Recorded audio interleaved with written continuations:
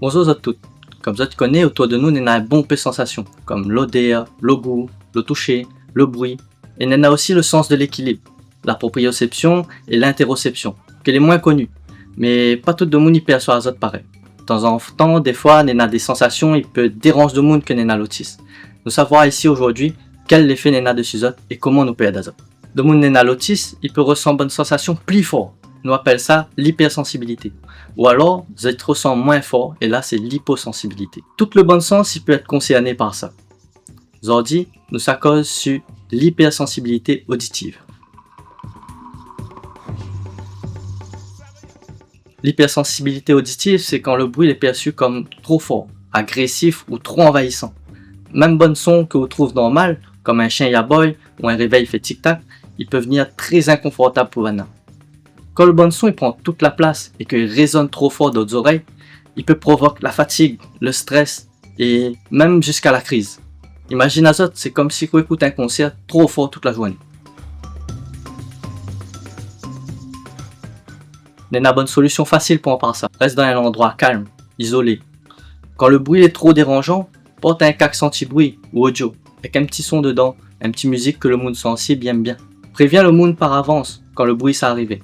Comme par exemple, la cloche d'école, quand il sonne, ou prévient-le avant. Essaye de mettre bon bruit blanc, comme bon bruit ventilateur, climatiseur, ou peut trouver bonne vidéo sans bruit blanc dessus internet. Aussi, vous pouvez essayer de faire en sorte que les notes de bruit pas trop pareil en même temps. Par exemple, dans la case, laisse pas jouer la télé avec la radio en même temps. Tout ça là, il existe pour apaiser le monde que les hypersensibles au bruit, et qui pour 2-3 est vraiment douloureux. Seulement, prends garde pas trop utiliser azote non plus, à cause il peut provoquer l'effet inverse, et rendre encore plus sensible. Car quand on coupe pas complètement du bruit, il peut venir encore plus fort qu'on réentend.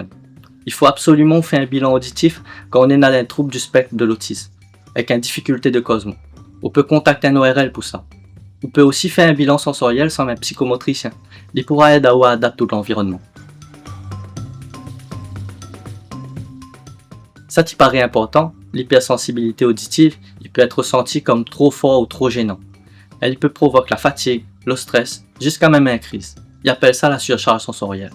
On peut utiliser de bons outils pour aider le monde à mieux supporter le bruit, comme un casque audio, un casque anti-bruit ou même bouchons aux oreilles.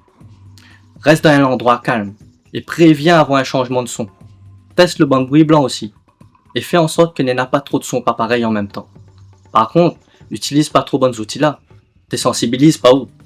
Allez faire un bilan sensoriel et puis aider au bon peu. Si vous avez une bonne question ou bonne doute, n'hésite pas à cause de ça avec un professionnel de la santé, il va gagner orientation. Pour terminer, mieux comprendre l'autisme, il permet à de mieux accompagner les personnes qui vivent avec ça.